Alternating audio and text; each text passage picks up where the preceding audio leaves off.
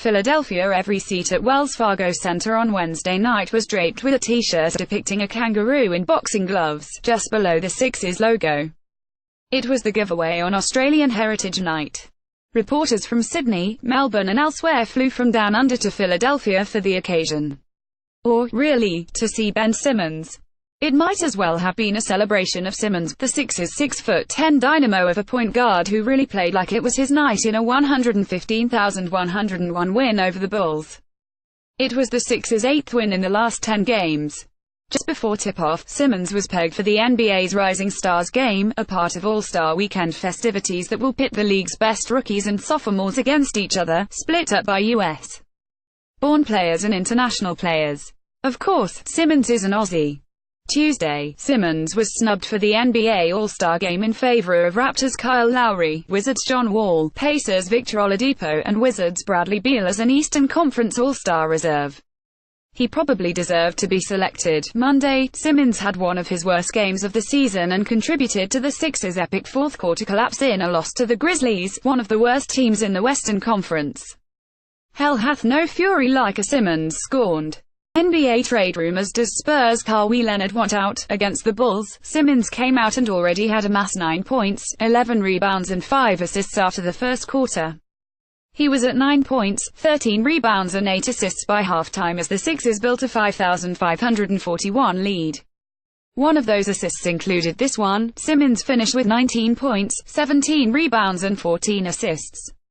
It was his 5th triple-double of the season. That's the most for any rookie in a season in nearly 40 years, when Magic Johnson had 7 in 197,980.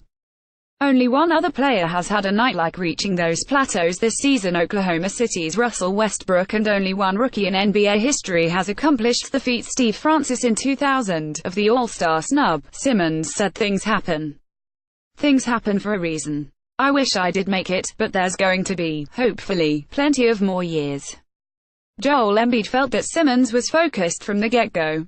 That snub might have helped push him along, too. He was extra aggressive offensively, Embiid said.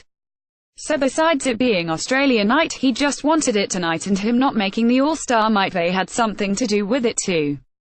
With the victory, the Sixers' 2,321 climbed back ahead of Milwaukee for the 7th spot in the Eastern Conference playoff race. "We had a job to do tonight and we got it done," Simmons said, at his pre-game press conference. Sixers coach Brett Brown, who coached in Australia for 12 years, responded an Aussie reporter with a Simmons question. "With this, he is very Australian still, hes into the team, hes into his mate. Australia is, and should be, very proud of him," Brown said. "He will end up the best product, ever, out of the country." The Sixers' next 4 games are on the road, starting Friday night at 8:30 p.m. against the Spurs. Player of the game Simmons. Read above. Otherwise, Dario Saric, also celebrating a Rising Stars selection, had another solid game, finishing with 21 points, 10 rebounds and 2 assists. Other notable Sixers performers: Robert Covington 16 points, 4 rebounds, 5 assists, and Joel Embiid 22 points, 5 rebounds, 3 assists, and Justin Anderson 12 points.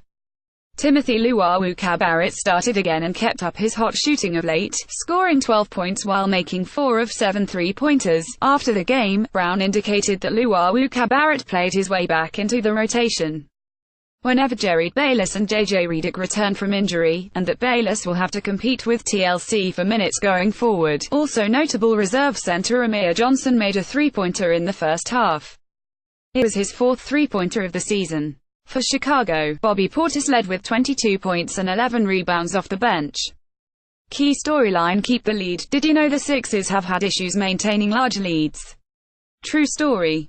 Against the Bulls, an opponent the Sixers lost to earlier this season when Chicago was in a tailspin, there was an 18-point lead heading into the 4th quarter. For Philadelphia this season, that still hasn't felt like enough of cushion. The 4th quarter wasn't perfect. The Bulls outscored the Sixers 3,430, but it was enough for a 14-point win against a team that had been playing better of late, outside of an epic collapse of their own on Monday night against the Pelicans. Cool storyline bonus: Archie's homecoming. Before any other player had started warming up pre-game, reserve Bulls guard Ryan Arcidiacono had to take a moment to stop and look up at the rafters. This was the first time he'd been at Wells Fargo Center since his senior night at Villanova 2 years ago. This was his first chance to look at the team's championship banner from the Wildcats' memorable title run in 2016. It was nice to see the championship banner. It's cool, it's a good experience, said Arcidiacono, a Philadelphia native. I was the first guy on the court, first group to work out, so I saw the banners and it was a moment to embrace. It was very cool. The Bulls were blown out against the Sixers in Arcidiacono's return, but it still was a special night. Arcidiacono, who went undrafted and spent last season with a Spurs G League affiliate, signed a 2-way contract with the Bulls in July and has split time between the Windy City Bulls and with the NBA club. It's been good, he said. I think the NBA G League has really helped me develop into a better player, and I think being on the big team, I think I can contribute, I can help out in any way I can, setting up on offense, playing tough defense and knocking down some open shots.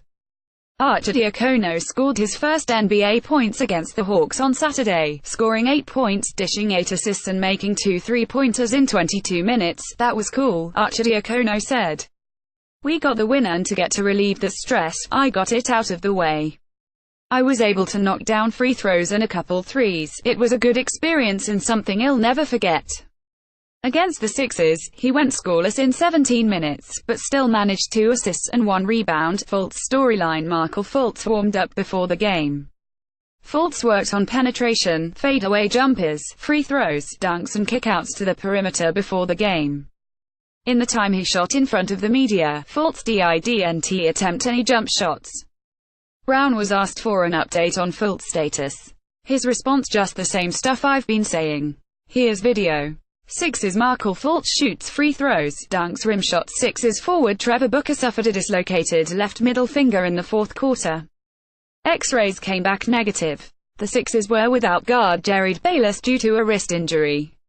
It was the third straight game HES missed. As expected, JJ Redick leg and Markelle Fultz shoulder shooting issues also didn't play. TJ McConnell was absent due to a death in the family. Bulls point guard Chris Dunn, a starter, didn't play due to a concussion suffered against the Warriors last week. Jerian Grant started in his place. The Sixers signed Larry Drew on Tuesday to a 10-day contract, necessitated by McConnell and Bayless being out of the lineup. Drew played 9 minutes and was held scoreless, with 1 assist. Former Phillies pitcher Cole Hamels was at the game, and received a standing ovation when he was announced to the crowd in the second quarter. Legendary boxer Evander Holyfield was also in attendance. Zach Rosenblatt may be reached at zsr1090@gmail.com. Follow him on Twitter at ZachBlatt. Find NJ.com on Facebook.